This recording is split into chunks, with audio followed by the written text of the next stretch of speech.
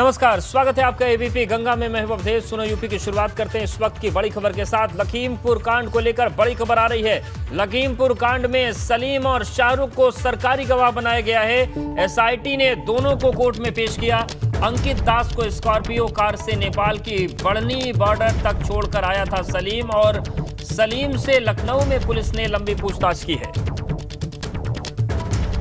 शाहरुख दंगल के दिन बनवारीपुर गांव में ही था, और बनवीरपुर गांव में वो था। अंकित के निजी सुरक्षा कर्मी मोहम्मद काले उर्फ लतीफ का भतीजा है शाहरुख।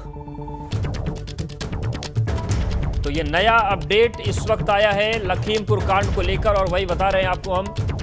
2 सरकारी गवाह बनाए गए हैं इस मामले में। लखीमपुर कांड में सलीम और शाहरुख को सरकारी गवाह बनाया गया है। एसआईटी ने दोनों को कोर्ट में पेश किया। अंकित दास को स्कॉर्पियो कार से नेपाल के बढ़नी बॉर्डर तक छोड़कर सलीम आया था, और सलीम से लखनऊ में पुलिस ने लंबी पूछताछ की थी। शाहरुख दंगल के दिन बनवीरपुर गांव में ही था। अंकित के निजी सुरक्षा कर्मी मोहम्मद काले उर्फ लतीफ का भतीजा है शाहरुख।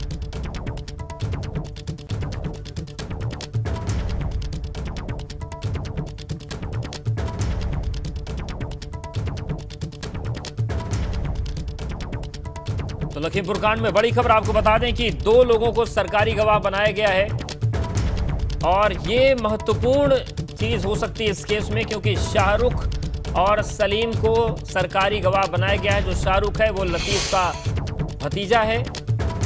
एसआईटी ने दोनों को कोर्ट में पेश किया है, और अंकित दास को स्कॉर्पियो कार से नेपाल के बढ़नी बॉर्डर तक छोड़कर आया था सलीम, और सलीम से लखनऊ में पुलिस ने लंबी पूछताछ की। शाहरुख दंगल के दिन बनवीरपुर गांव में मौजूद था।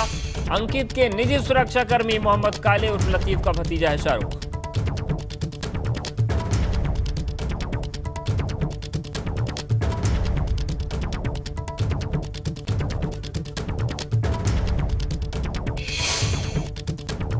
तो तस्वीरें हम आपको दिखा रहे हैं, और इसके साथ ही साथ नया अपडेट भी आ गया है। अपडेट यह है कि 2 लोगों को पुलिस ने सरकारी गवाह बनाया है, और सलीम और शाहरुख इस मामले में सरकारी गवाह बने हैं।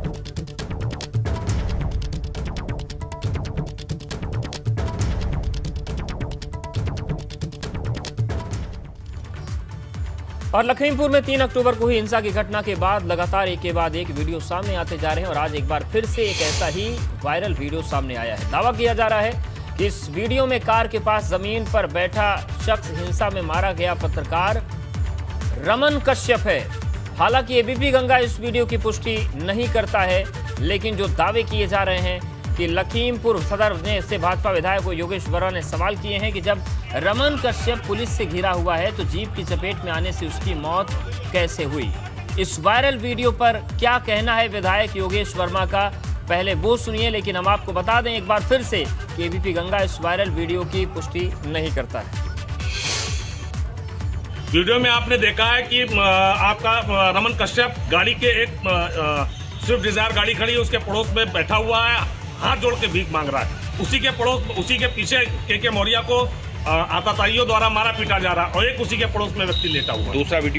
दूसरा वीडियो में आपने देखा कि श्याम सुंदर पुलिस के साथ में, एक जो क्लिप देखी है, श्याम सुंदर पुलिस के साथ में आ रहा है। पहले वो निवेदन कर रहा है कि हमें टेनी ने नहीं भेजा, हमें फला व्यक्ति ने नहीं भेजा। बार बार उससे पूछा जा रहा है कि आपको क्या टेनी ने भेजा, आपको क्या टेनी ने कुचलने के लिए भेजा, जबकि उसने मरते वक्त भी यही कहा कि आपको टेनी ने नहीं भेजा। उसके बाद में आपने एक क्लिप देखी जिसमें पुलिस विभाग के साथ में वो आता हुआ दिखाई पड़ा। उसके बाद में उसकी मृत्यु कैसी हो गई, ये तो एक जांच का विषय है। और चलिए अब रुक करते हैं अपने सहयोगी विवेक का। और जिस तरीके से पूरा वीडियो सामने आया है, इस पर क्या बातें आ रही हैं, और जो विधायक जी बोल रहे हैं, ये वीडियो कहां से मिला, और क्या उनका दावा यह है कि रमन कश्यप वही पत्रकार हैं जिनकी मौत हुई इस पूरी घटना में?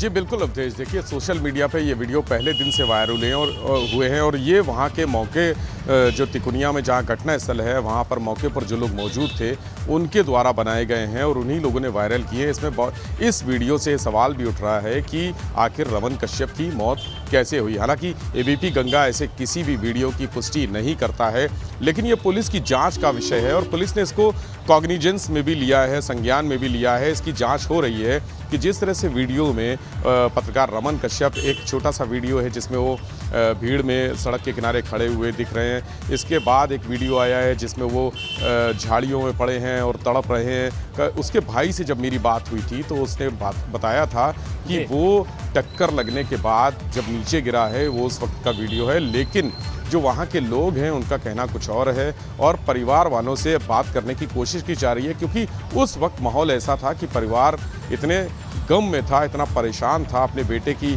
मौत को लेकर। उनके पिता राम दुलारे इतने दुखी थे और वो उनकी माँ बार बार बेहोश हो रही थी, तो बोलने या समझने की स्थिति में कोई व्यक्ति नहीं था वहाँ पे, इसलिए बहुत ज़्यादा चीज़ें उनको जानकारी में नहीं आ पाई। जो जिसने बताया उस हिसाब से उन्होंने बोला, लेकिन जो विधायक अभी उन्होंने अपना पक्ष रखा है, अपना बयान दिया है और ये कहा है कि उसकी थार जीप से कुचलकर या टक्कर लगने से मौत नहीं हुई, बल्कि उसकी पीट कर हत्या की गई है, उसको पीट कर मारा गया है।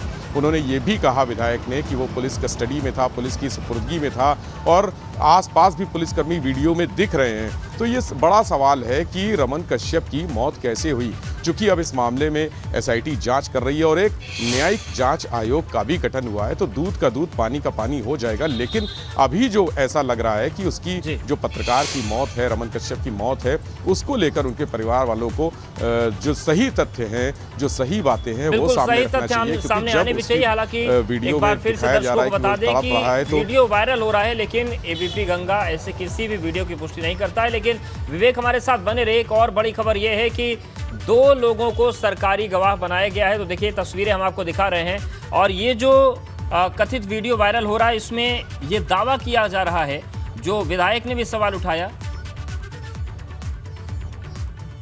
और रमन कश्यप के भाई पवन हमारे साथ जुड़ गए हैं। पवन, जिस तरीके से ये वीडियो एक नया सामने आया है, जो कार के पास बैठे हैं शर्ट पहनकर, क्या वो आपके भाई रमन हैं?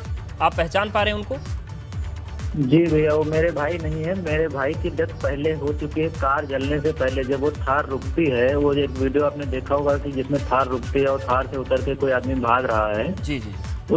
उस वाले वीडियो को आप थोड़ा गौर से देखिए, उसमें पहिए के नीचे मेरे भाई फंसे हुए करा रहे हैं, पड़े हुए हैं। जी। तो ये जो नया वीडियो वायरल हुआ है पवन, क्या आप इसको देख पा रहे हैं? और अगर आपने नहीं देखा है तो आप एबीपी गंगा पर इस वक्त देख सकते हैं। एक स्विफ्ट कार खड़ी है, उसके बगल एक युवक बैठा हुआ है।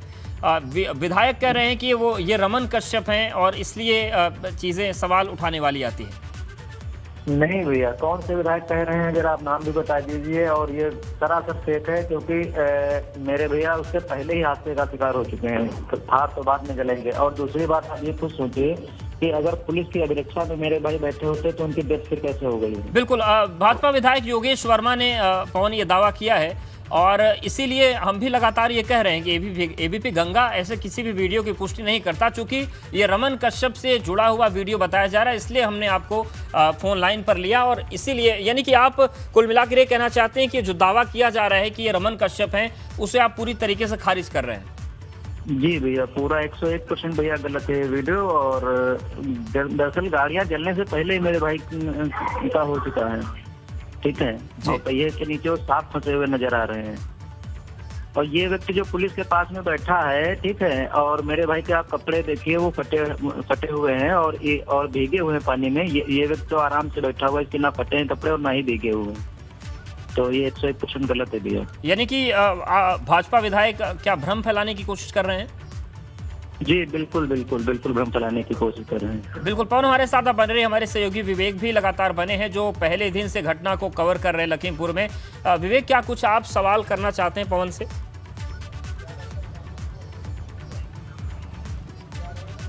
जी बिल्कुल, मैं पवन से जानना चाहूँगा कि जो व्यक्ति उन्होंने नीचे बताया था जीप में, जब हम इनके घर गए थे बात करने तब भी पवन ने यही कहा था कि उनका भाई जो है जीप के पहिए के नीचे है, लेकिन उसमें वो स्पष्ट नज़र नहीं आ रहा है। उस वीडियो में वो व्यक्ति जो जीप के पहिए के नीचे दबा हुआ है वो स्पष्ट रूप से नज़र नहीं आ रहा है, जबकि दूसरा जो पक्ष है, दूसरा वीडियो में जो लड़के दिख रहे हैं उसमें उसी कलर की शर्ट पहने हुए हैं। पवन, आप उस वीडियो को पहचान के, क्या आप अपने भाई को उस वीडियो में नहीं पहचान पा रहे जो बैठा हुआ है, या जो झाड़ियों में तड़प रहा था वो व्यक्ति वो वही रमन कश्यप बताया जा रहा है? जी, जो धान के खेत में जो तड़प रहे हैं वो मेरे भैया हैं, और ना कि ये जो आप वीडियो मुझे दिखा रहे हैं जो इसमें स्विफ्ट कार के पास में जो व्यक्ति बैठा हुआ वो मेरे भाई नहीं है। बिल्कुल 101% गलत है ये, सरासर झूठ है। बिल्कुल पवन, शुक्रिया आपका हमारे साथ जुड़ने पवन, के लिए। एक बात आपने कही, जो व्यक्ति तड़प रहा है वो आपका भाई है? बिल्कुल विवेक, आप अपना सवाल पूरा कर लीजिए। जी, मैं पवन से एक बात और पूछना चाहूँगा। जैसा इन्होंने कहा कि जो व्यक्ति तड़प रहा है वो झाड़ियों में नीचे है, और वीडियो में जो दिख रहा है एक व्यक्ति जीप के पहिए के नीचे दबा हुआ है, तो वो थोड़ा सा भ्रम नहीं होता है कि अगर झाड़ियों में पड़ा हुआ है तो वो कैसे पहुंच गया, और जीप के पहिए के नीचे है वो वहां से कैसे पहुंच गया झाड़ियों में? ये थोड़ा सा भ्रम पैदा कर रहा है। पवन, आप कृपया इसको स्पष्ट कर दें कि क्या कैसे मौत हुई है आपके भाई की? क्या जीप से कुचल कर हुई है, या जो मारपीट हुई है वहाँ पे हमला हुआ है, तोड़फोड़ हुई है, उस मारपीट में उसकी मौत हुई है?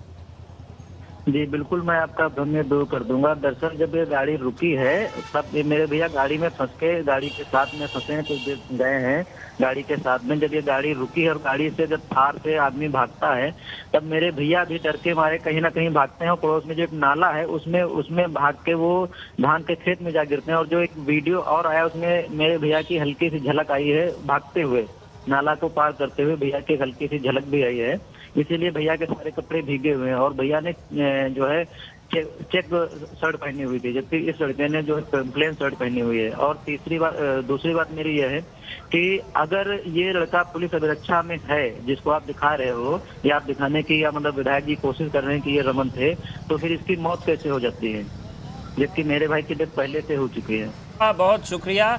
और चूंकि एबीपी गंगा जिम्मेदार चैनल है, इसीलिए आपसे हमने संपर्क किया कि आपका इसमें पक्ष क्या है, और यही वजह है कि हमने आपका पक्ष जाना। बहुत धन्यवाद आपका हमारे साथ जुड़ने के लिए। विवेक, जिस तरीके से पूरी तस्वीर आई है, रमन के भाई कह रहे हैं कि ये उनके भाई का वीडियो नहीं, लेकिन इस बीच एक बड़ी खबर आ रही है।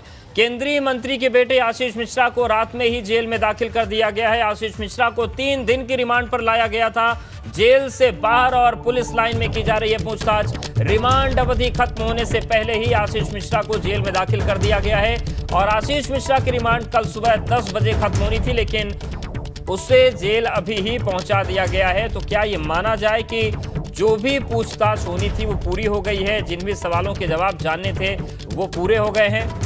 तो आपको बता दें कि केंद्रीय मंत्री के बेटे आशीष मिश्रा को रात में ही जेल में दाखिल कर दिया गया। आशीष मिश्रा को 3 दिन की रिमांड पर लाया गया था, लेकिन अभी ही उनको जेल में पहुंचा दिया गया है।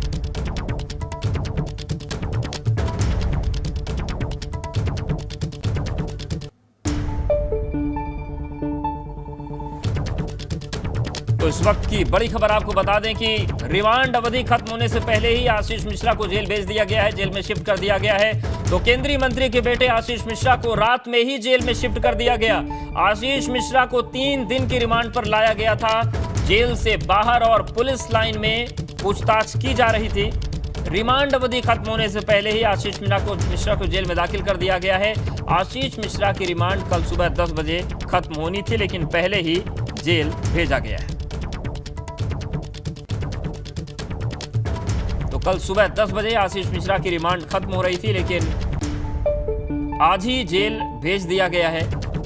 तो ये इस वक्त का नया अपडेट। रिमांड पूरी होने से पहले ही आशीष को जेल में दाखिल किया गया। एसआईटी ने रिमांड का समय खत्म होने से पहले ही आशीष को जेल भेज दिया। 3 दिन की रिमांड पर जेल से बाहर पुलिस लाइन में पूछताछ हो रही थी। केंद्रीय गृह राज्य मंत्री के बेटे आशीष मिश्रा को रिमांड अवधि खत्म होने से पहले ही जेल में दाखिल किया जा रहा है। ये देखिए, आशीष मिश्रा यहाँ बैठे हुए हैं और उनको पुलिस की टीम जेल लेकर जा रही है। जेल के भी दरवाजे खुले हुए हैं और यहाँ से पुलिस टीम सीधे आशीष मिश्रा को जेल के भीतर दाखिल कर रही है। आपको बता दें कि आशीष की रिमांड अवधि कल सुबह 10 बजे, यानी 3 दिन की जो रिमांड मिली थी वो कल सुबह 10 बजे पूरी होनी थी, लेकिन पुलिस ने रात में ही उनको जेल में दाखिल कर दिया है। और सामने आप कैमरे में नज़ारा देख रहे हैं कि पुलिस की टीम, उनको स्पेशल टीम जो विशेष जांच टीम है वो लेकर आई है और आशीष मिश्रा को जेल में दाखिल किया जा रहा है। जो सारी औपचारिकता हैं वो पूरी हो चुकी हैं, रात में ही चूँकि उनसे पूछताछ पूरी हो चुकी थी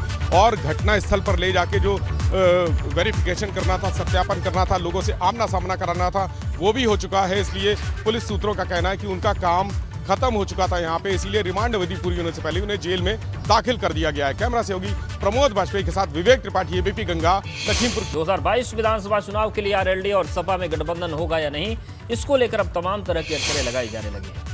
पार्टी अध्यक्ष जयंत चौधरी गठबंधन के पिछले दिनों इस सवाल पर जवाब में उन्होंने कहा था कि 2022 की बात 2022 में ही करेंगे। वहीं आरएलडी के राष्ट्रीय सचिव अनिल दुबे की माने तो सपा और आरएलडी के बीच वैचारिक गठबंधन है।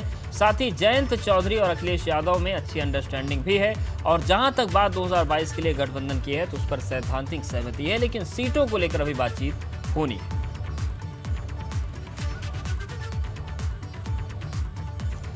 और प्रगतिशील समाजवादी पार्टी के अध्यक्ष शिवपाल यादव ने एक बार फिर कहा है कि समाजवादी पार्टी उनकी पहली प्राथमिकता है। आज इटावा पहुंचे शिवपाल यादव ने कहा कि समाजवादी पार्टी उनकी पहली प्राथमिकता है। वहीं 13 अक्टूबर को जब पत्रकारों ने पूछा कि क्या शिवपाल की अखिलेश से कोई बात हुई है, तो शिवपाल ने कहा था कि उनकी टेलीफोन से बात होती है और उससे एक दिन पहले 12 अक्टूबर को आगरा में शिवपाल ने नेताजी यानी कि मुलायम सिंह यादव का आशीर्वाद साथ होने की बात कही थी।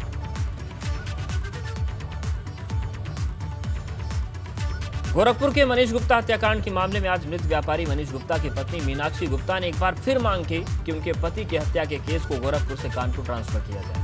गोरखपुर पुलिस की कार्रवाई पर शक जताते हुए मीनाक्षी गुप्ता ने कहा कि गोरखपुर में उन्हें इंसाफ नहीं मिल सकता, इसीलिए उनके पति की हत्या के मामले में कानपुर ट्रांसफर कर दिया जाए।